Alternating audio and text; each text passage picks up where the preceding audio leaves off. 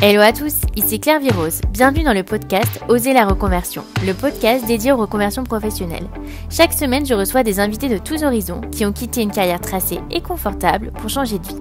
Ils nous racontent comment ils ont échangé leur stress quotidien contre succès, épanouissement personnel, indépendance, en choisissant de réaliser le projet qu'ils ont toujours eu au fond d'eux.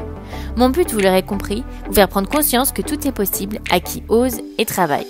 Aujourd'hui, j'accueille dans Oser la reconversion Adrien Garcia, fondateur du podcast Entreprendre dans la mode et de la marque de prêt-à-porter Réunie. Si vous voulez saluer Adrien ou en savoir plus sur ses activités, vous pouvez le retrouver sur Instagram @entreprendre dans la mode et sur son podcast Entreprendre dans la mode, disponible sur toutes les plateformes de podcast. Après 6 ans en marketing chez Alain Ducasse et Prêt-à-manger, Adrien décide de tout plaquer suite à une rupture amoureuse. Il entreprend alors un coaching de développement personnel qui lui donne l'envie de réaliser son rêve d'enfant, devenir styliste. Il reprend alors ses études dans l'école de stylisme très réputée Studio Berceau. Ses stages chez Louis Vuitton et Balenciaga sont la consécration, mais ça ne lui suffit pas. Il souhaite se lancer dans l'aventure entrepreneuriale. Il décide alors de lancer son podcast, Entreprendre dans la mode, et de créer sa marque de prêt-à-porter, Réunie, une marque de slow fashion respectueuse de ses valeurs. Vous allez voir, Adrien nous donne une leçon de courage, d'ambition et de dépassement de soi. Alors avec Adrien, on a bien sûr évoqué son parcours, la pression de la société, le jugement des autres, la pression de la reconversion réussie, comment se faire un réseau dans l'industrie de la mode et la création d'une marque de mode. Mais je ne vous en dis pas plus et laisse place à ma conversation avec Adrien. Bonjour Adrien, bienvenue dans Oser la reconversion. Bonjour. Je suis ravie de t'accueillir. Merci de me recevoir dans ton podcast. Je suis hyper content. J'adore faire ce genre d'exercice. C'est quelque chose que j'adore absolument, donc je le fais toujours avec grand plaisir. Nous aussi, on est ravis. Alors, est-ce que tu peux nous dire ce que tu fais actuellement comme métier ? Alors actuellement, j'ai 2 activités. Je suis à la fois entrepreneur dans la mode, où j'ai co-créé une marque de vêtements qui s'appelle Réunie avec mon grand frère et avec ma fiancée Alice. Et je suis également podcasteur parce que c'est devenu une activité pas à plein temps, parce que grosso modo je fais 20% sur le podcast et 80% sur la marque, mais c'est une activité maintenant que je peux qualifier de professionnelle. Oui, moi je dois avouer que je te connais de ton podcast Entreprendre dans la mode, qui est plutôt reconnu dans le milieu. Exactement. Et donc, est-ce que tu peux nous parler de ta première carrière qui n'avait rien à voir ? Ouais. Alors la première carrière, en fait, il faut remonter rapidement à mes études. Moi, après mon bac, j'ai fait un bac général, j'ai fait une école hôtelière parce que pour tout un tas de raisons, on y reviendra peut-être plus tard, mais en tout cas, je me suis pas trop écouté étant gamin et étant adolescent. Je m'étais pas autorisé à faire un métier créatif. J'avais pas un environnement où les gens travaillaient dans des métiers créatifs. J'entends, tu vois, architecte. Ils travaillaient pas dans la pub. Mes parents, ils travaillaient pas du tout dans ce genre de milieu créatif. Et donc moi, je me suis dit, c'est pas pour moi. Et j'ai plutôt intérêt dans la reconversion ou dans la reproduction sociale. Et donc je me suis, parce que mon père est commerçant, restaurateur, et je me suis dit, je vais faire une école hôtelière. Ça me permettra quand même de voyager dans le monde, de faire des stages et être rapidement dans le concret, dans le dur. J'ai fait une licence donc hôtelière, et puis ensuite j'ai fait un MBA toujours dans l'hôtellerie, mais cette fois-ci dans une école qui s'appelle l'ESSEC à Cergy-Pontoise. Et j'ai commencé ma carrière chez Alain Ducasse en tant que chef de projet, grosso modo. Et puis ça a duré 2 ans, et ensuite je suis rentré. Ma plus grosse expérience professionnelle, et peut-être la plus excitante dans ma première vie, c'était d'avoir ouvert Prêt-à-manger en France. Prêt-à-manger, c'est une enseigne de restauration rapide qui est très très puissante en Angleterre, et j'ai participé en fait à l'ouverture du marché français. Donc j'étais le 2e salarié, et c'était très entrepreneurial parce qu'il fallait à la fois trouver les boutiques, mettre en place la logistique, le marketing, la compta, etc. Et très rapidement, l'équipe a grandi, grossi, etc. Mais ça a été une expérience hyper riche. Ça a duré 4 ans. On a ouvert 15 boutiques en France. J'ai perdu des points de vie. Je pense que je me suis beaucoup investi. Et puis finalement, il y a eu un moment où j'ai pas fait un burn-out, mais il s'est passé un événement dans ma vie qui était assez important, qui était une séparation amoureuse, qui était un peu violente pour moi et qui m'a permis en fait de faire le point sur ma vie, sur moi-même, sur où est-ce que j'en étais, sur ce que si j'étais vraiment, enfin je me suis posé des questions si j'étais vraiment aligné avec moi-même et si finalement cette séparation n'était pas le fruit d'un désalignement de ce que j'avais vraiment au fond de mon cœur, au fond de mes tripes, et ce que je faisais réellement. Et ce truc-là m'a permis de tout reprendre à zéro. Je sais pas si tu veux que j'aille plus loin sur cette partie-là, mais en tout cas, ça c'était ma première vie, quoi. Bah si, justement, c'est ce qui nous intéresse. Nous, c'est sur le tournant entre la première vie, la deuxième vie, comment on Ouais. passe, enfin comment on saute le pas.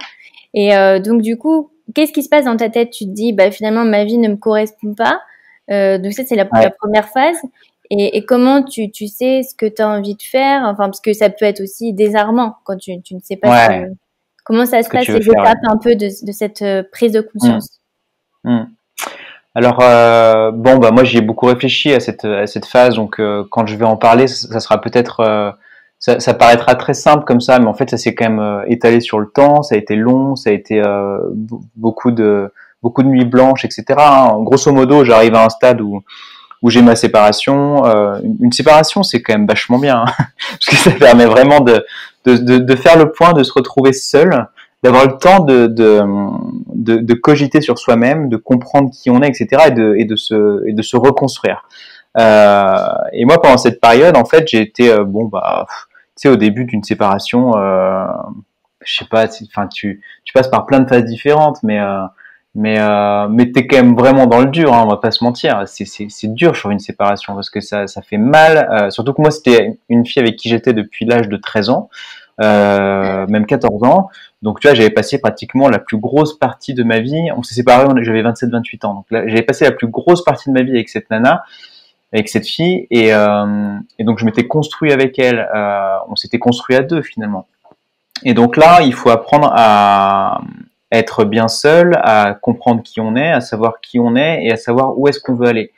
Euh, mais ces phases-là, c'est franchement, t'es complètement depressed, t'es au fond du gouffre, tu remontes la pente tout doucement, et puis tu commences à vraiment à te poser des questions sur ton métier, sur ce que tu fais, sur ton quotidien, sur ce que tu vas faire de ta vie, sur comment tu te projettes quand tu auras 35, 40, 50 ans, etc.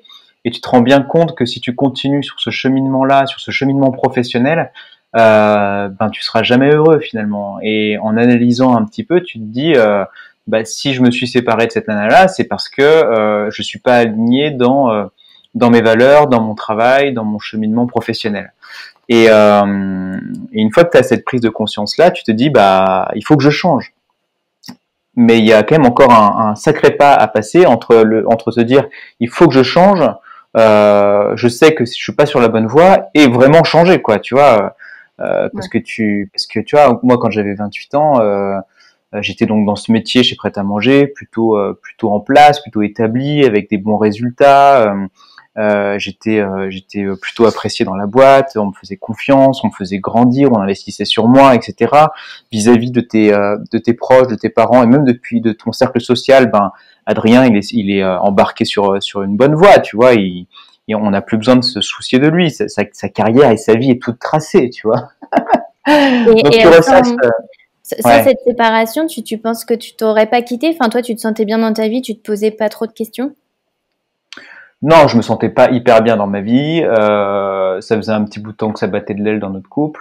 Donc il y a un moment, ça, en fait, je pense que ça n'a fait qu'accélérer le processus. Et c'était bien. Et en fait, avec le recul, tu te dis, ça aurait dû se passer plus tôt. En fait, ça aurait permis d'accélérer le processus beaucoup plus tôt. Mais pour revenir au moment où il faut passer à l'action, ben là, il se passe encore un temps assez important parce que tu cogites. En fait, tu te dis, mais je vais décevoir les gens. Qu'est-ce que je vais devenir? Est-ce que c'est pas lâcher la proie pour l'ombre? Quel est ce rêve déjà aussi? Savoir comprendre que ce que tu veux pas faire, c'est une chose, mais savoir ce que tu veux faire, c'en est une autre. Et donc là, moi très rapidement, je suis tombé dans le développement personnel. Je sais plus comment exactement, mais je pense que j'ai dû peut-être mon premier contact avec le développement personnel, c'était peut-être je crois que c'était du coaching, hein, en fait. J'ai dû faire des recherches sur Internet en mode. Ah non, je me rappelle, j'avais rencontré un copain dans une soirée quelques mois précédemment qui avait un coach, un site qui s'appelait Nouvel Homme, qui s'appelle Alexis Santin.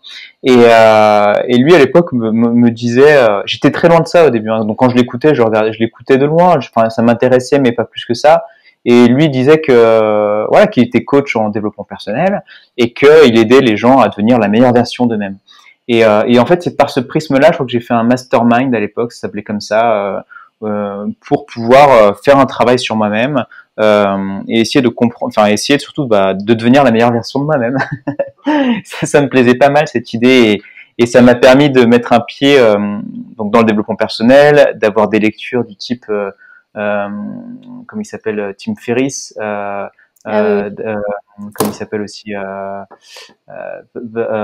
ah mince, Pouvoir illimité, Tony Robbins, tu vois, des gens comme ça. C'est le genre de lecture que j'ai commencé à faire à ce moment-là et ça m'a ouvert un champ des possibles extraordinaire en me disant en fait on peut être qui on veut. Enfin, c'est une histoire de paramétrage psychologique et en fait je me suis fait coacher. C'est au moment où je commence à me faire coacher pas par Alexis Santin directement, mais par un de ses acolytes, que j'ai commencé à me poser vraiment les bonnes questions et à faire les bons exercices. Et notamment, moi, je me rappelle d'exercices qui étaient puissants, qui m'ont permis de comprendre ce que je voulais faire de ma vie. Et c'était notamment, il y en a deux, trois hein, qui ont été très forts. C'était, enfin surtout un truc, c'était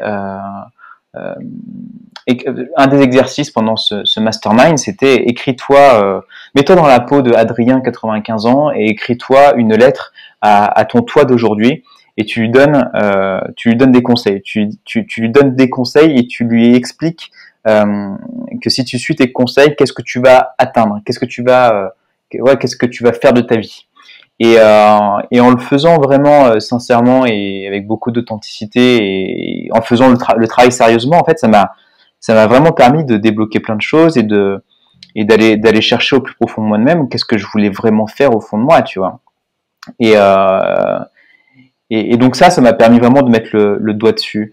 Je me rappelle aussi d'exercices où en fait dans le coaching, tu sais, le travail d'un coach, c'est de poser des questions et de te repousser dans tes retranchements pour se faire sortir vraiment qu'est-ce que tu as au fond de toi. Il est là pour te bousculer, pour te dire mais ouais, mais d'accord, mais ça serait quoi l'idéal, ce serait quoi ta vie rêvée, si tu mettais pas aucune barrière psychologique, s'il y avait aucune barrière matérielle, ça serait quoi ta vie rêvée, quoi. Et à force de faire ces exercices-là, et ben je me suis dit moi mon rêve c'est de devenir Nicolas Ghesquière, tu vois. Nicolas Ghesquière, c'est le DA de Louis Vuitton aujourd'hui, c'était l'ancien DA de Balenciaga, ou de devenir le nouveau Jean Twitou, donc c'est le fondateur de APC, ou le nouveau Johnny Johansson, le fondateur de Acne Studio. Et en fait, j'ai commencé à me dire que voilà, en le voulant, que c'était peut-être envisageable, même si ça paraissait complètement fou, parce qu'il faut bien se rendre compte que quand t'es au fond du trou et que t'as très peu de confiance en toi, enfin, j'ai du mal à me remettre dans l'état d'esprit que j'étais à l'époque parce que j'ai fait tellement de chemin depuis, mais je me rappelle vraiment que c'était vraiment dur, tu vois. J'étais vraiment à un stade où je me sentais très seul, j'étais complètement depressed, j'avais pas beaucoup de confiance en moi et en fait l'horizon était vraiment très bouché. Je me disais en fait c'est pas possible, je ne peux pas rêver à ce genre de choses. Et je crois que le déclic, et en tout cas mon salut, ça a été vraiment de rencontrer des gens, des coachs qui avaient des rêves et qui m'ont permis d'y croire en fait et de commencer à mettre la machine en route pour aller chercher ce rêve, quoi. Mais ça a été très dur, hein. Franchement, c'était vraiment pas facile. Du coup, ta passion de la mode, ça vient d'où? Depuis toujours? Cette passion de la mode, c'est en fait, j'ai toujours voulu travailler dans la mode. Enfin, toujours voulu. Je pense que j'ai toujours voulu travailler dans la mode, mais ce que je te disais tout à l'heure, c'est que je m'étais pas autorisé à le faire. et ça vient de mon amour pour le vêtement. Enfin, même si j'étais pas forcément un geek du vêtement, j'adorais regarder les magazines de mode de ma mère. J'adorais regarder les défilés. J'adorais aller dans les boutiques de mode, mais plus pour la dimension architecturale, pour le vêtement aussi, parce que en fait, je trouvais que la mode était c'est une des seules industries où t'as un mélange, où en fait enfin c'est une espèce de rencontre de plein de secteurs différents, parce que dans la mode t'as de l'art, enfin t'as du vêtement, comment dire, t'as du dessin, t'as de la musique quand tu fais des défilés, t'as de la scénographie, t'as de l'architecture dans les boutiques, t'as de l'image, t'as de la photo, parce que pour vendre un vêtement, il faut faire de l'image et de la photo, il faut de la direction artistique, et il y a du commerce aussi, tu vois, et j'aime bien cette dimension,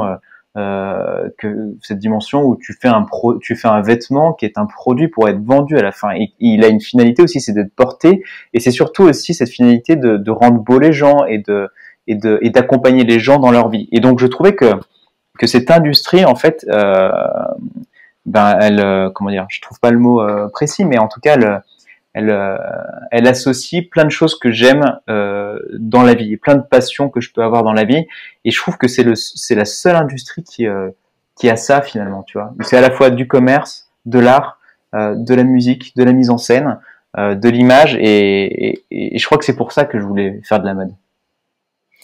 Et quelle barrière psychologique tu penses t'as réussi à dépasser? Je pense que la principale, en fait, c'est le qu'en dira-t-on, c'est ce que pensent les autres de toi, en fait. C'est ton image. Je pense que le plus gros blocage de la plupart des gens, et mon plus gros blocage de l'époque, c'est de se dire, mais qu'est-ce que vont penser les autres de moi, en fait. Qu'est-ce que vont penser les autres de moi? Et je crois que c'est ça le plus gros blocage, hein.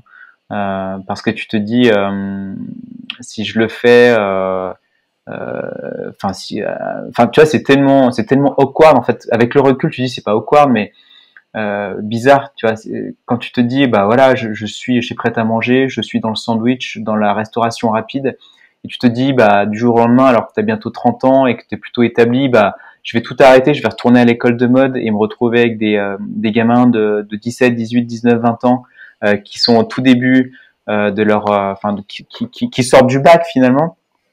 Tu te dis mais c'est complètement dingue, mais qu'est-ce que vont penser les gens de moi, tu vois. Et puis il y a aussi ce côté, bah, en fait je repars à zéro, à la base.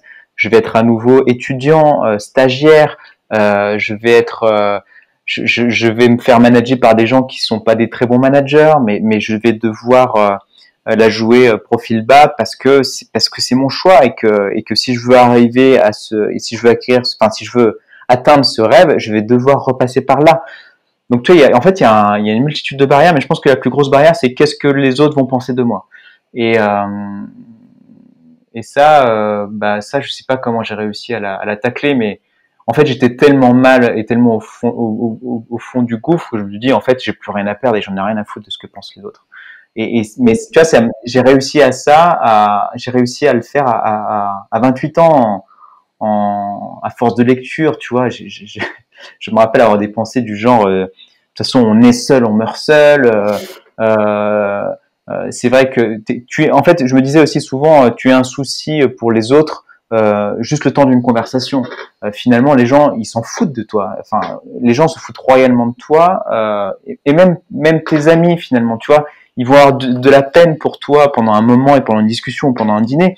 Mais quand chacun est dans sa vie, euh, tu vois, enfin, je suis pas sûr que, j'ai envie de dire, alors peut-être pas tes parents, parce que je pense que les parents c'est quand même plus puissant encore comme relation avec l'enfant. Mais je pense que la plupart des gens, quand ils pensent pas à toi, enfin quand ils sont dans leurs problèmes de quotidien, ils pensent pas à toi, ils s'en foutent de toi.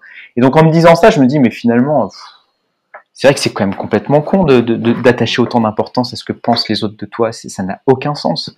Et et maintenant, j'ai vraiment réussi à me détacher de ça, quoi. J'en ai plus rien à secouer de ce que pensent les autres de moi. Oui, c'est rigolo, ça me fait penser à mon parcours, parce que moi j'étais avocate aussi pour bah, par rapport à ma famille, en fait, je voulais qu'ils soient fiers. Et au bout d'un moment, j'ai eu un déclic et je me suis dit, finalement, il y a des repas de famille 2 fois par an, Noël et l'été. Bon, bah là, je suis fière, je vois que tout le monde dit, ah, elle est avocate. Mais je me suis dit, finalement, ces repas de famille 2 fois par an, ça ne vaut pas moi tous les jours qui me fait chier dans mon travail. Donc, tu vois, c'est un peu ce que je veux dire. Qu'en fait, finalement, ta vie, c'est toi qui la vis. Donc, ça vaut pas le... Ouais, ça vaut pas. Tu t'en fous en fait du regard des autres. Ça n'a aucun sens. Et il y a un autre truc. Je trouve que c'est une bonne anecdote, mais souvent, les gens et je pense que ça c'est un truc très.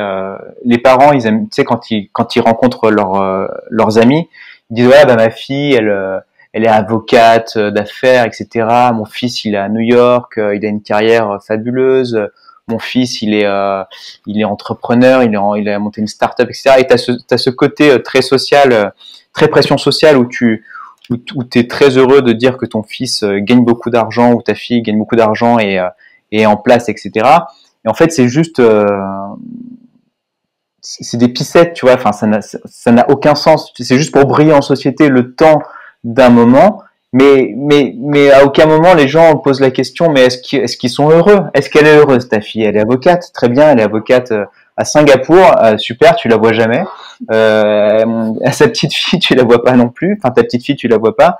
Elle gagne peut-être beaucoup d'argent, mais tu la vois jamais. Et ça se trouve, elle est hyper malheureuse parce qu'elle est hyper frustrée parce que elle voulait faire un autre truc de sa vie en fait. Et toi, donc, ça te permet de briller en société le temps d'un dîner mondain. Mais c'est ça la vie, c'est briller en société 5 minutes, enfin pendant le temps d'une soirée, c'est bête de penser comme ça, c'est stupide. Et pour revenir de manière plus concrète, donc tu décides de commencer une école de mode.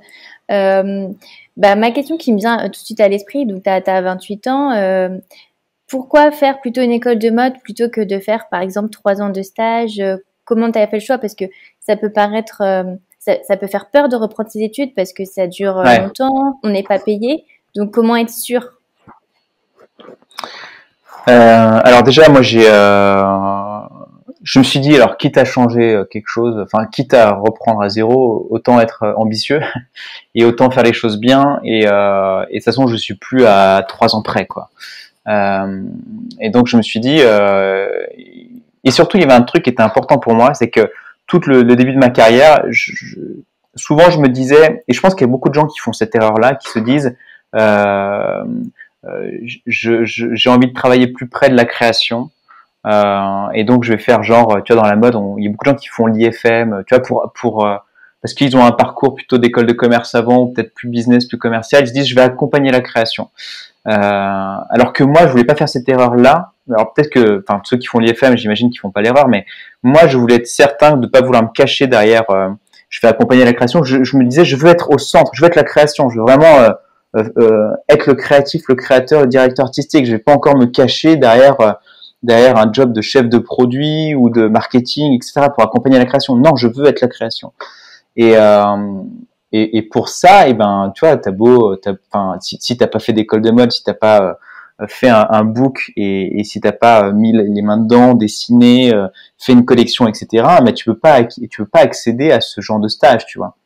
Donc pour moi, c'était évident de retourner à l'école et j'ai fait le choix du Studio Berceau parce que pour moi, c'était, d'après ce que j'en voyais de l'extérieur, la meilleure école possible parce qu'il y avait beaucoup d'anciens élèves qui étaient placés dans les grandes maisons et qui étaient, ou même directeurs artistiques, qui sortaient de cette école-là. Et je me disais, c'est un peu le Cézanne pour pouvoir accéder aux meilleurs stages et aux meilleures maisons. Et moi, je voulais pas être stagiaire chez Kiabi. Je voulais vraiment être stagiaire chez Balenciaga, chez Louis Vuitton et chez les meilleurs. Tu vois, vraiment faire de la mode avec un grand M. Enfin, en tout cas, faire de la mode, quoi.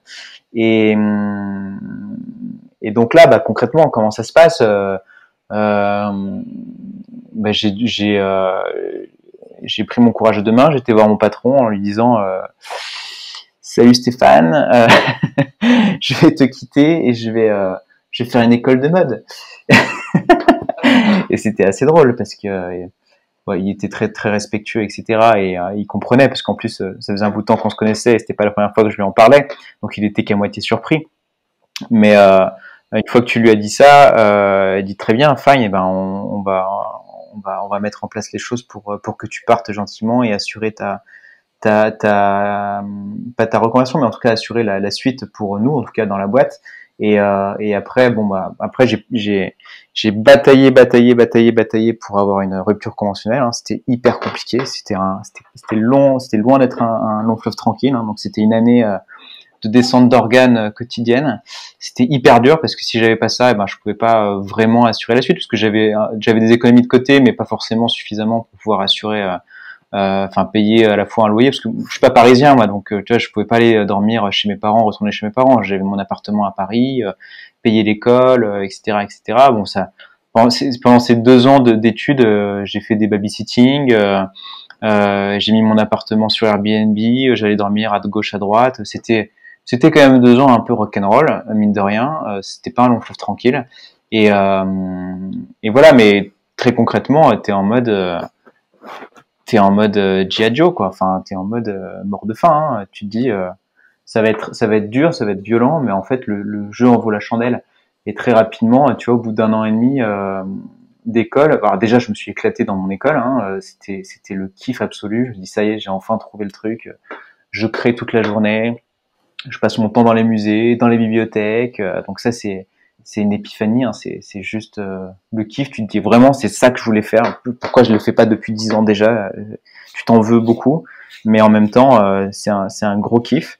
Et puis au bout d'1 an et demi, j'ai réussi à avoir un stage chez Louis Vuitton au studio de création dans le au département maroquinerie. Et là, c'était trop cool, quoi. Enfin, c'était trop cool. On va en reparler. Mais en tout cas, c'était cette transition, franchement, pour l'accoucher, c'était loin d'être simple. Hein, et c'était hyper dur, mais avec le recul, le jeu en vaut largement la chandelle, quoi. Mais t'es seul tout, hein. Enfin, t'es seul tout. Je suis désolé, hein, j'utilise des mots à la con, mais t'es vraiment seul. T'es seul au monde, quoi. Et tout ce cheminement là, il se fait. T'es seul au monde, quoi, parce qu'en plus tu veux pas être le mec qui rate sa reconversion, tu vois. Tu dis j'ai tout lâché, j'ai tout lâché. On m'attend au tournant, tu vois. Et tu veux surtout pas que ça soit un échec et que tu reviennes la queue entre les pattes en disant finalement c'était pas ce que j'espérais, c'est pas ce que j'imaginais. Tu voudrais pas me reprendre chez Prêt à manger, tu vois. Mais parfois, t'es dans des moments où c'est tellement dur où tu y penses, tu vois. Tu te dis, mais en fait, je fais n'importe quoi là, c'est trop dur, c'est chaud, je vais jamais y arriver, je vais jamais supporter ce genre de choses. Laisse tomber, je vais retourner chez Prêt à manger, quoi. Franchement, je t'avoue que ça m'est arrivé 2-3 fois où ça m'est passé par la tête, hein, cette idée. Ouais, parce que tu quittes ton confort matériel aussi, donc t'as tellement Ouais. de... C'est difficile parce que tu es en train de changer, de devenir toi-même. T'as la Mm. peur de l'entourage et en plus t'as aussi tout le côté matériel où tu quittes un truc Mm. et oui, je comprends tout à fait quand tu dis faut pas rater sa reconversion parce que il y a un petit côté quand tu pars d'une carrière tracée, tu vois un peu tout le monde se faire foutre en disant moi en fait je vais réaliser mes rêves et vous êtes con de pas le faire, quoi. Il y a un petit Ouais, côté ouais, ouais. comme ça, du coup c'est pas évident et Et donc tu te parlons. dis, et je pense qu'ils espèrent tous que tu te casses la gueule. Hein. Bah oui, parce qu'en fait, il faut se faire ce que tous les autres ont peur de faire. Donc, du coup, Ouais, il y a un petit côté. ouais. Tu vois, je Après, te l'avais dit. après, je pense que le message, enfin, moi, que j'ai envie de faire passer dans ce podcast, c'est que il y a des moments de doute et le chemin, il n'est pas forcément tout tracé. Mais en fait, ce qui compte, c'est de le faire parce que ça va forcément nous mener dans un endroit qui sera bon pour nous. Ouais, c'est clair.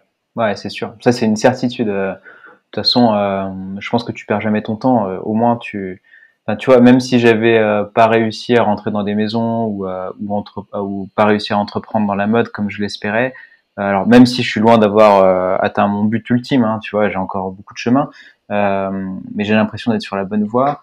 Euh, Malgré tout, tu vois, j'ai vachement appris sur moi-même. J'ai rencontré ma fiancée. Enfin, tu vois, c'était pas pour rien, quoi. Franchement, je le referai. C'est sûr, je le referai à 200%, tu vois. C'est un no-brainer, comme on dit. Et donc là, tu arrives à ton rêve ultime. Donc, tu fais un stage chez Louis Vuitton. Mm. Euh, donc, comment tu te sens? Parce que là, ça fait 2 ans que tu travailles à l'école pour ça, en fait, avec ça en tête. Là, Ouais. c'est la consécration. Comment tu te sens? Qu'est-ce qui se passe? Bah là tu kiffes, hein. Enfin je me rappelle surtout des premiers jours où tu arrives dans le studio, tu rentres dans le bâtiment de Louis Vuitton là à Pont-Neuf, avec écrit Louis Vuitton, tu rentres dans le, ouais, tu prends l'ascenseur, c'est du kiff quoi. Tu dis ça y est, il y a 1 an et demi j'étais dans le monde du sandwich et là maintenant je suis dans le monde du sac à main, dans le monde de la mode et tout, et tu dis waouh c'est fou quoi. En fait, en très peu de temps tu peux switcher complètement. Donc c'est un sentiment de d'accomplissement énorme. Bon après rien n'est fait, hein, t'es juste stagiaire, mais bon tu as quand même décroché un stage. Il y a une espèce d'approbation dans ton book, c'est bien, c'est chouette, on te dit que t'es dans la bonne direction, t'as le sens de la couleur, le sens des proportions et tout, que ton dessin il est canon. Donc tu vois, c'est vraiment une espèce d'approbation du milieu d'une certaine manière et qui fait beaucoup de bien au moral et à l'ego. Et puis bon, rapidement, tu te rends compte que bah, moi, franchement, maintenant avec le recul, je dis que j'étais un peu déçu. Enfin, avec le recul, j'étais un peu déçu. Bon, c'était cool parce que j'ai appris plein de choses. J'ai mis un pied dans cette industrie-là. Mais finalement, euh, c'est pas que j'étais déçu, mais je me suis rendu compte que le chemin serait très très long. Que pour devenir directeur artistique de Louis Vuitton, bah, il faudrait vraiment des années, des années, des années, et que finalement, que tu sois chez Pret-à-Manger ou chez Louis Vuitton, il n'y a pas une grande différence dans l'entreprise. Tu vois, tu as toujours cette histoire de pression, pas de pression sociale, mais en tout cas de guéguerre, comment dire, de politique, de jeux politiques, de coups bas, de tensions, de problèmes de communication, et que finalement que je crois que je me suis rendu compte à ce moment-là que finalement mon envie c'était pas forcément de rester salarié et qu'à un moment donné il fallait que j'entreprenne et que cette envie d'entreprendre qui était là depuis le début, hein, depuis même mon époque où j'étais dans la restauration, il fallait vraiment que je le fasse et que je prenne mon courage à deux mains et que j'y aille.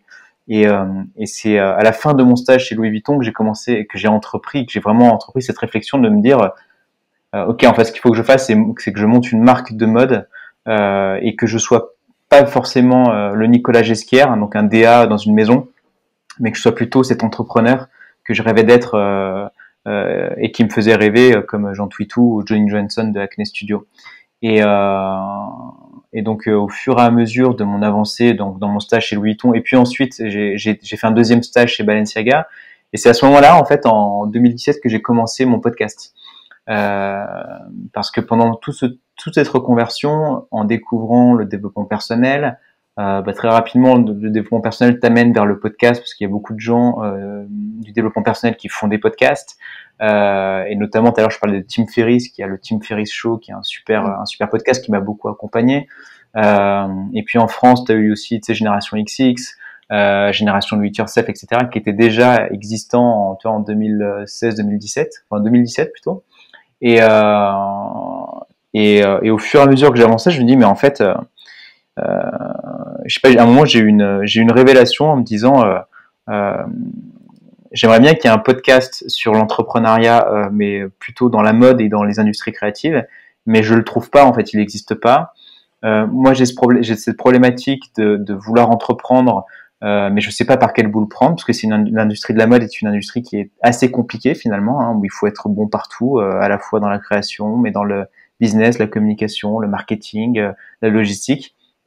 Et d'un autre côté, j'avais besoin aussi de me faire un réseau, et je me suis rendu compte que si je voulais progresser rapidement, j'avais besoin de me faire un réseau solide pour pouvoir m'accompagner sur mon chemin. Et en fait, il s'est trouvé que j'ai pas trouvé meilleure idée que faire un podcast qui s'appellerait Entreprendre dans la mode, assez simplement pour à la fois comprendre, apprendre, me faire un réseau. Et puis il y avait aussi cette dimension de développement personnel où il fallait que je me mette en danger en rencontrant des gens qui m'impressionnaient beaucoup, en prenant la parole régulièrement sur mon podcast, donc en expliquant ce que je faisais, en posant des questions. Cet exercice aussi oral était pour moi une façon de grandir, parce que aujourd'hui, avec 3 ans de podcast dans les pattes, j'ai l'impression d'être beaucoup plus à l'aise oralement. Mais il y a 3 ans en arrière, tu rajoutes un manque de confiance en toi, une reconversion professionnelle qui n'est pas forcément si évidente que ça, etc.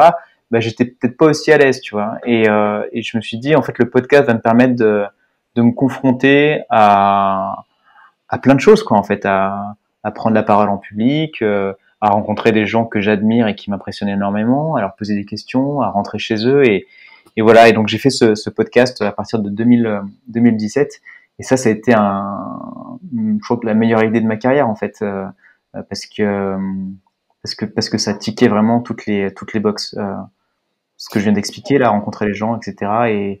Et surtout mûrir mon projet professionnel, quoi, et mûrir ma boîte. Pour revenir sur tes stages à Louis Vuitton et Balenciaga, est-ce que tu te sentais loin de la création parce que j'imagine que quand on commence, on est stagiaire, on ne doit pas vraiment décider. Voilà, donc ma première question, c'est est-ce que tu te sentais loin de la création? Et deuxième question, est-ce que tu as l'impression que tu es allé là finalement pas parce que tu le voulais, mais plus pour valider socialement que tu avais réussi ta reconversion parce que tu avais fait quelque chose de top et que maintenant tu pouvais passer à ce que toi tu voulais? Ouais, clairement. Ouais, il y a vraiment de ça, je pense. Déjà, en fait, je voulais mettre un pied dans un studio et vraiment être au contact direct de la création, pour le coup, pour vraiment voir si c'était ça que je voulais faire. Donc chez Louis Vuitton, j'étais pas forcément très près de la création. J'ai vraiment un job de stagiaire. C'était beaucoup de Photoshop, etc. J'assistais pas forcément aux réunions avec le DA et avec le marketing, etc. Donc j'étais assez loin de la création. Mais avec mon stage chez Balenciaga, c'était complètement différent parce que j'ai eu la chance de tomber sur quelqu'un qui était très généreux, Anna Xenia, qui m'a vraiment pris par la main et qui m'a mis dans le bain, tu vois, en m'emmenant à Florence dans les usines, en me donnant plein de projets très créatifs, en m'emmenant dans les réunions avec le DA de l'époque, qui est toujours le DA de l'époque, Demna Gvasalia, en étant en réunion, en étant en backstage dans les défilés, etc. Donc là, j'étais vraiment au contact direct de la création, surtout que c'était quand même, et c'est toujours d'ailleurs, Balenciaga, c'est un des top niveau dans l'industrie de la mode, qui a vachement le vent en poupe et qui est en train de faire des choses assez ouf, et qui a à la fois un succès d'estime et commercial. Donc c'est vraiment génial d'être dans cette boîte-là. Donc là, j'ai vraiment pris mon pied. Et je te rejoins dans le fait que c'était une certaine validation aussi pour moi et vis-à-vis des autres. Je me disais, oui, j'adore dire ça, mais c'était con. Mais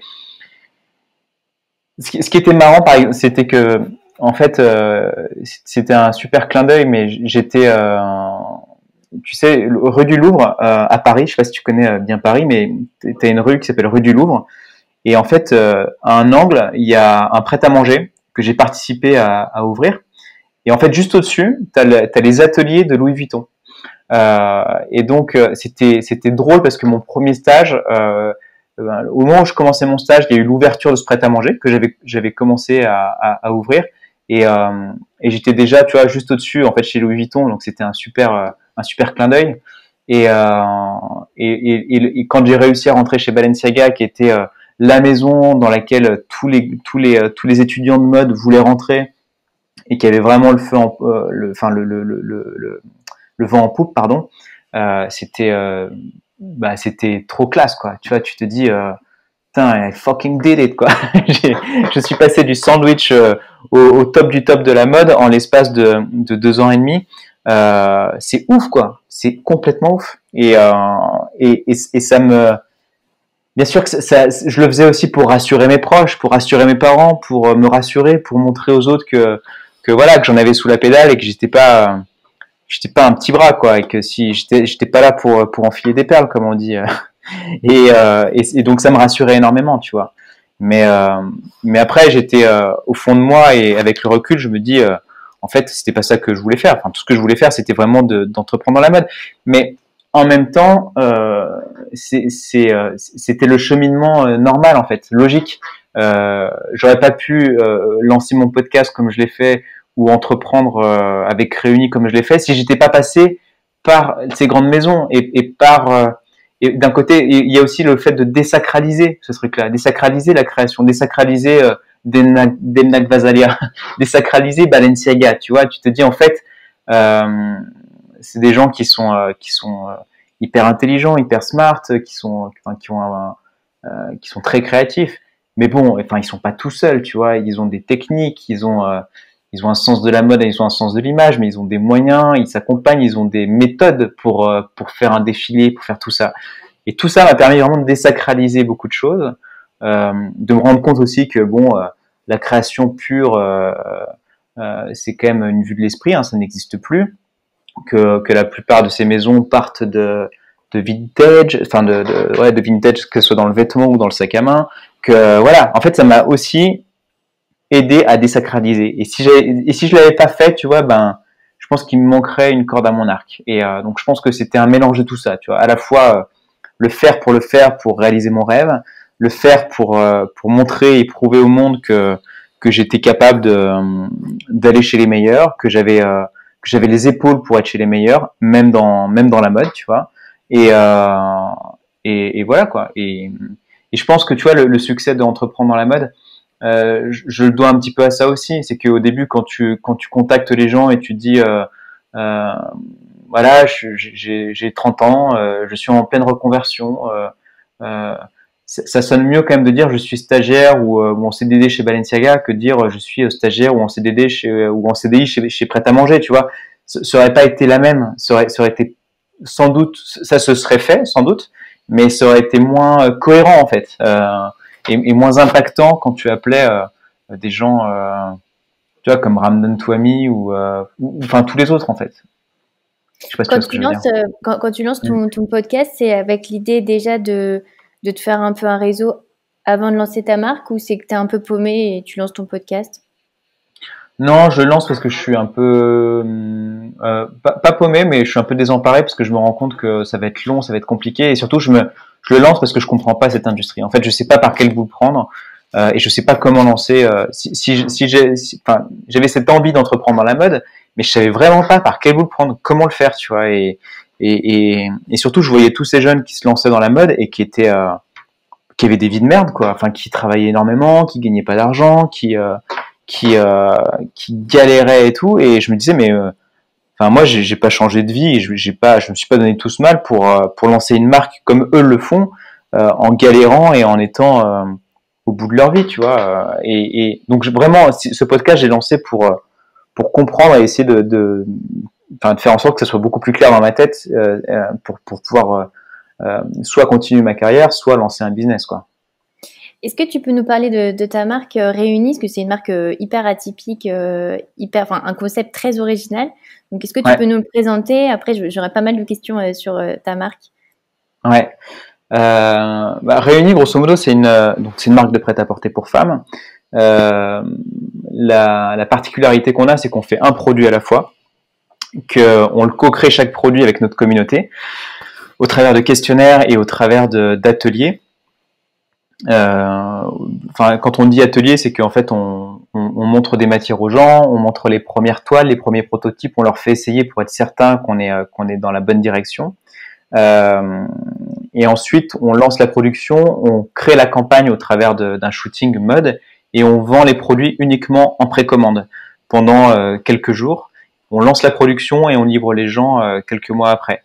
Ça c'est atypique parce que en général dans l'industrie de la mode, tu fais une collection, tu lances des prototypes, tu crées une histoire avec cette collection, tu peux faire un défilé si tu veux, ou tu fais un showroom, et tu vends à des revendeurs qui sont des multimarques, et aussi tu vends en direct sur ton propre site internet ou dans ton réseau de boutiques, et tu lances la production, et quand tu as lancé la production, elle arrive en magasin et tu vends. Et donc nous on a vraiment décidé d'intervertir complètement et de changer, de retourner le processus pour d'une part faire des vêtements que les gens veulent vraiment, faire en sorte qu'on produise uniquement ce qui est nécessaire et ce que les gens commandent, pour éviter les gâchis, la surproduction, la surconsommation, les périodes de solde qui font perdre la notion du prix, du vrai prix du vêtement aux gens, et puis aussi pour avoir une trésorerie pour nous plus saine, parce que les gens en fait payent avant même qu'on ait lancé la production, avant même qu'on ait avancé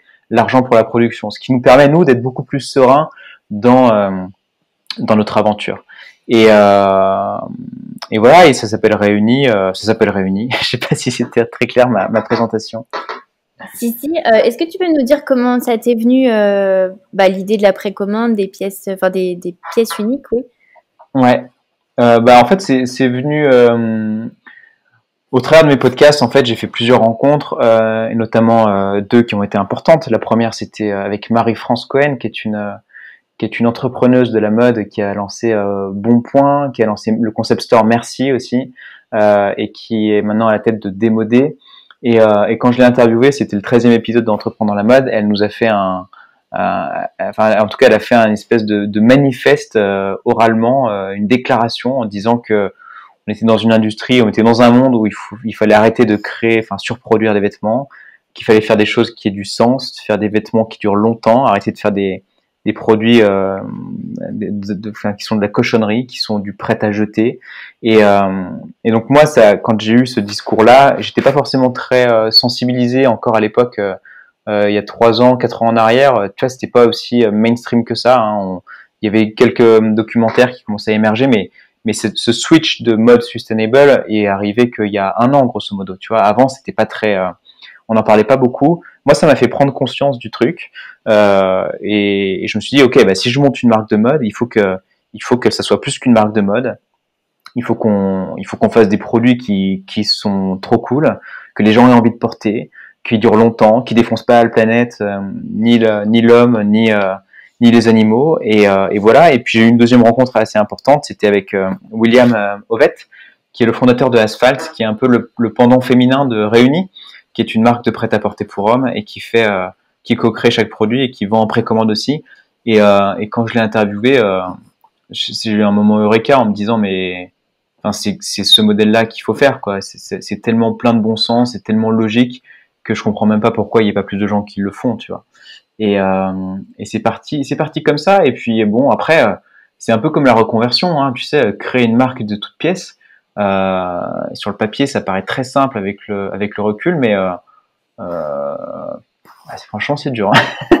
Franchement, c'est pas facile parce que tu te dis, en fait, tu pars d'une page blanche. Hein, il faut tout créer, du logo jusqu'à la pièce, jusqu'à trouver le bon fournisseur, la bonne communication, fédérer les gens au travers d'un discours. C'est hyper dur en fait, hein. Et c'est d'ailleurs pour ça que j'avais créé ce podcast Entreprendre dans la mode, pour comprendre, apprendre et essayer de comprendre comment tu lançais une marque, parce que c'est loin d'être un long chemin tranquille, hein. Un long fleuve tranquille, pardon. Et la tendance du slow fashion, j'ai l'impression que c'est hyper à la mode, mais il y a quand même pas mal de contreparties, le prix, le temps d'attente. Est-ce que tu as l'impression que les gens, ils sont prêts à sauter le pas, ils sont prêts à mettre vraiment leur argent là où sont leurs idées? Parce que moi, j'ai un peu l'impression que les gens en parlent, ils disent oui, c'est génial, mais après, quand c'est le moment de passer à la caisse, ils vont aller acheter du fast fashion parce que c'est pas cher, c'est immédiat. Voilà. Est-ce que tu as l'impression, toi, que les gens, ils sont prêts à sauter le pas du slow fashion? Moi, je pense qu'ils sont prêts à passer le pas si les produits qu'on vend sont à la hauteur de notre promesse, en fait. Moi, j'ai le sentiment qu'avec Réunis, on arrive à ça, on arrive à faire des produits qui sont à la hauteur de nos promesses, parce que franchement, on met beaucoup d'intelligence, beaucoup d'argent, beaucoup de matières luxueuses, etc. Et donc, en fait, les gens, quand ils reçoivent le produit, ils se disent, ah ouais, en fait, ce produit, j'ai jamais vu un produit, comme ça ailleurs. Donc, je pense que les gens sont prêts à attendre, à mettre le prix, etc. Si ton rapport qualité éthique prix est 10 fois meilleur que chez Zara ou chez même une autre marque peut-être plus pas forcément fast fashion, tu vois, mais qui paraît très cher et finalement la qualité est pas forcément toujours au rendez-vous. Donc je pense que les gens sont prêts à attendre si la qualité de ton vêtement est dingue, quoi, tu vois. Et c'est vraiment ce qu'on essaie de faire avec Réunis, c'est que quand les gens reçoivent leurs produits, alors ils ont attendu déjà 2 mois et demi, 3 mois, mais s'ils le reçoivent, il faut qu'ils soient époustouflés, tu vois. Tu peux pas les rouler dans la farine, quoi. Si tu leur vends la même merde que la fast fashion, ça n'a aucun sens. Bien sûr que ça n'a aucun sens. Et les gens te suivront pas, mais moi j'ai le sentiment que, tu vois, sur notre premier produit, enfin, sur tous les produits qu'on a lancés, qu'on a livrés, les gens ils sont éclatés, ils disent ah ouais, ok, je comprends Réuni, je comprends votre promesse, et le produit est à la hauteur de votre promesse. Ça me pose pas de problème d'attendre pour ce genre de choses. Mais bien sûr que c'est pas facile, hein. Tu mises sur le bouche à oreille, en fait, parce que à partir du moment où Ouais, les gens vont exactement. recevoir la qualité, ils vont en parler. Ouais, C'est compliqué de parler de qualité quand les gens ne voient pas les pièces directement, donc c'est pas évident à ouais, mettre en avant. exactement. Après, je pense que enfin, ouais, non, mais t'as tout résumé. Je pense que, en fait, Réuni va grandir exponentiellement, euh, au fur et à mesure qu'on va livrer les produits. Parce que, bah, on a la chance, dans la mode, dans cette industrie, c'est quand même fabuleux, c'est que chacune de nos clientes est potentiellement prescriptrice, parce qu'elle porte elle-même le produit sur elle. Elle va au bureau avec, elle va en réunion de famille avec, elle est hyper fière d'en parler parce qu'en plus, bah, on a quand même une histoire qui est particulière, on raconte beaucoup, on est très transparent sur ce qu'on raconte, enfin comment on fait nos produits. Et donc nos clientes, je pense qu'elles sont hyper fières de parler du produit, et surtout que le produit il est ouf, quoi. Et c'est sûr que quand tu arrives au bureau et que tu as un petit cardigan ou un gros pull ou une chemise qui est sublime, bah forcément toutes les filles elles disent mais c'est quoi cette chemise, tu l'as achetée où, machin, je veux la même. Et les filles en parlent, et elles partagent le bon plan, quoi. Et donc je pense que voilà, le bouche à oreille pour nous sera vraiment le principal canal d'acquisition. Après on travaille sur d'autres choses, hein, sur d'autres choses, mais tu te rends bien compte que finalement le plus puissant ça reste quand même le bouche à oreille, quoi. Faire un bon produit c'est quand même le meilleur moyen de réussir, quoi. Et pour revenir sur les sondages, donc toi, tu fais en amont un sondage où les gens peuvent. D'ailleurs, sur ton site, on peut actuellement prendre part à certains sondages si les auditeurs veulent aller voir. Ouais. Donc, on fait en amont un sondage et puis ensuite, bah, est-ce que tu te fies aux réponses? Par exemple, s'il y a 45%, 55%, tu vas respecter quand même 55%. Comment tu fais? Est-ce que tu vois ça plutôt comme un guide? Est-ce que tu te sens lié par les réponses? Ouais, carrément, ouais. Ouais, franchement, on suit scrupuleusement les retours, enfin les questions de nos clientes. Après, on peut pas répondre systématiquement oui, tu vois, parce que c'est vrai que les gens, ouais, globalement, non, mais en fait, il y a toujours des gens qui veulent le beurre et l'argent du beurre, tu vois, qui voudraient un cachemire à 50 euros, tu vois. Et bon, c'est pas possible, en fait. Donc tu peux pas suivre précisément toutes les requêtes, mais je crois que j'aime bien utiliser cet exemple-là, mais sur le premier produit qu'on a fait, le gros pull d'hiver, si on avait écouté nos tripes de créateurs, de tendanceurs, ou en tout cas si on avait senti l'air du temps, on aurait fait quelque chose qui aurait été beaucoup plus mode. Tu vois, un col cheminé, une côte bicolore, un pull plutôt long, des manches différentes de ce qu'on a fait finalement. Et on s'est rendu compte que la vaste majorité de nos clientes voulaient la même chose, ou en tout cas avaient les mêmes problèmes avec leur gros pull d'hiver ou leur chemise ou leur cardigan, et que ce qu'elles voulaient voir dans ce produit-là, globalement, c'était toujours la même chose. Après, on aime la mode quand même, tu vois, et parce que le danger, c'est toujours pareil, c'est que si t'écoutes la masse, enfin si t'écoutes tout le monde, tu fais un produit qui est un peu tiède, quoi, tu vois. Donc on veille quand même à y mettre beaucoup de nous. Ce que j'aime bien dire chez Réunis, c'est que c'est un mélange d'intelligence collective au travers des questionnaires. C'est la vision aussi du produit d'Alice, qui est donc ma fiancée et la cofondatrice de Réunis et la designer, et aussi l'expérience de designer. On fait toujours appel à des designers chevronnés seniors qui viennent nous apporter toute leur expérience sur comment faire le meilleur produit possible, trouver le bon fabricant, etc. Et c'est ce mélange de tout ça qui fait qu'on arrive à sortir des produits qui sont exceptionnels. Mais et en fait, le questionnaire fait partie, en tout cas notre communauté fait partie de cette intelligence collective. Et je pense que c'est important quand même de mettre beaucoup de nous-mêmes. Et mettre beaucoup de nous-mêmes, c'est dans le produit, mais c'est aussi dans l'image. c'est que tu sais très bien que quand tu vends une marque de mode, bien sûr que tu vends un produit, et il faut que le produit soit à la hauteur de tes promesses, il faut qu'il soit quali, qu'il dure longtemps, etc., qu'il soit doux et surtout qu'il défonce pas la planète. Hein, on en est toujours là quand même. Mais surtout, tu vends une partie impalpable. Enfin, tu vends un rêve, tu vends une vision de la vie, une vision du monde, un esthétique ou une esthétique, je sais pas comment on dit. Et ça, c'est très important. Et nous, on met beaucoup d'énergie là-dedans. Et je pense que c'est aussi un moyen d'exprimer notre créativité et de pas être frustré à ne faire qu'écouter ce que veulent les clients scrupuleusement, tu vois.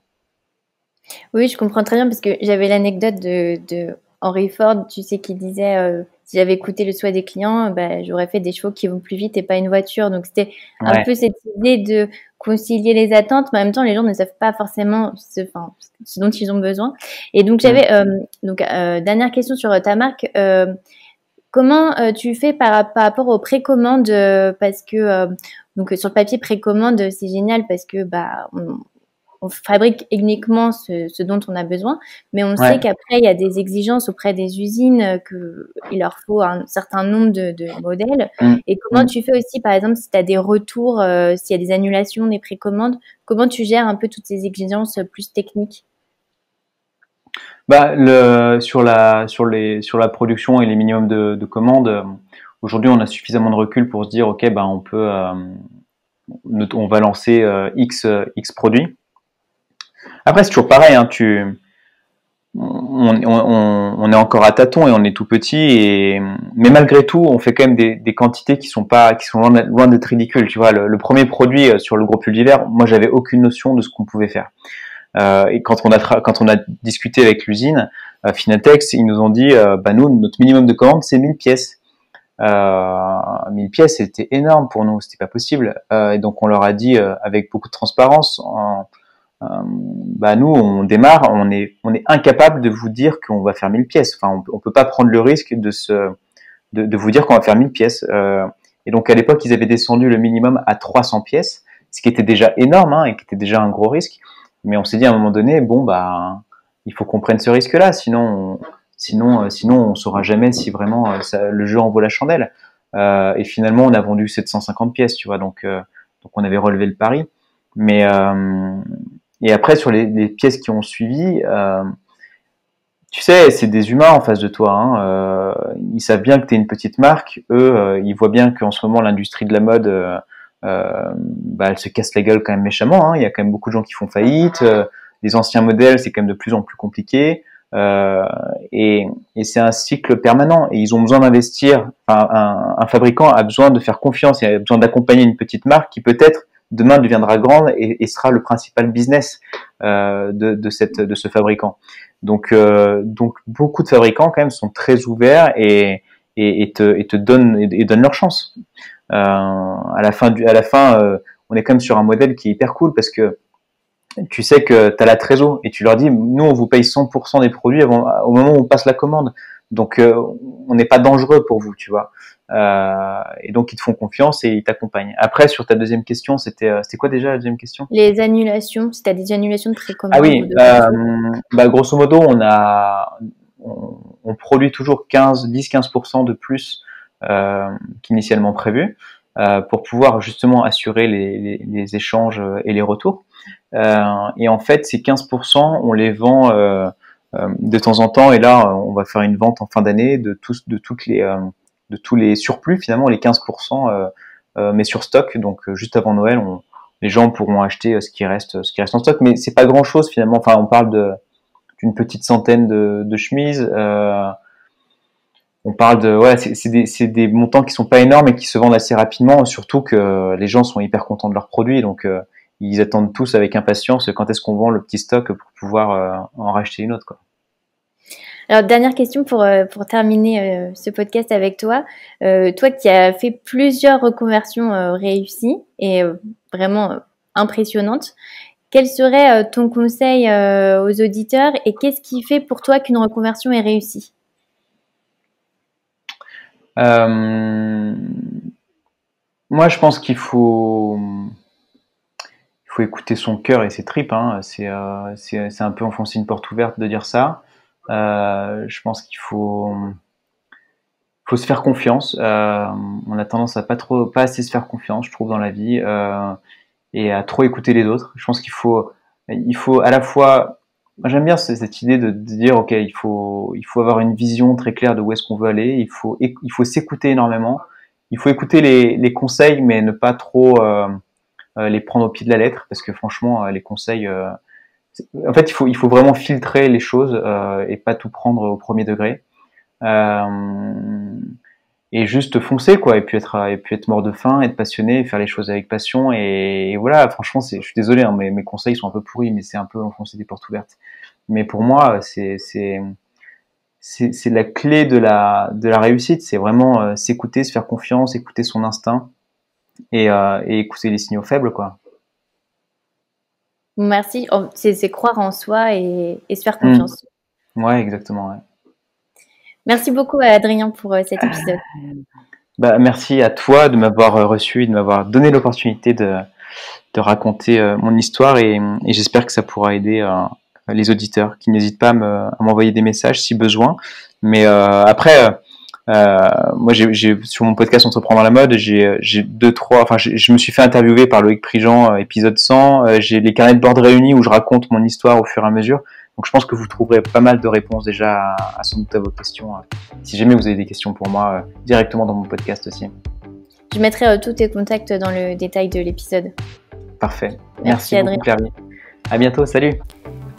Et voilà, fini pour aujourd'hui. Merci d'avoir passé tout ce temps avec moi, et quelques petites choses avant de vous quitter. D'abord, si vous recherchez toutes les notes avec les références, allez dans le détail de l'épisode. Aussi, si vous souhaitez prolonger la discussion, vous pouvez rejoindre le groupe privé Facebook du podcast pour recevoir des conseils et une dose de motivation supplémentaire. Si vous souhaitez me contacter pour me poser d'autres questions, que je mettrai d'ailleurs peut-être un jour sur le podcast, ou me proposer de nouveaux invités, ou me faire un feedback, n'hésitez pas à le faire. J'aime bien répondre et j'essaie d'être assez active sur les réseaux sociaux, en particulier sur Instagram et sur YouTube sous le pseudo Claire-Vie Rose. Dernière chose, un truc qui compte énormément pour moi, et je sais que c'est pénible à faire, mais vraiment ça compte. C'est si vous pouvez me laisser une note 5 étoiles, ou que vous en parliez autour de vous, ou que vous laissiez un avis sur Apple Podcast. Pourquoi ? Parce que c'est là qu'il y a le plus d'écoute, et donner des notes permet de donner plus de visibilité au podcast. Donc vraiment, n'hésitez pas. Ça m'aide beaucoup, merci. Merci de m'avoir écouté jusqu'ici, et j'espère que l'épisode vous a plu.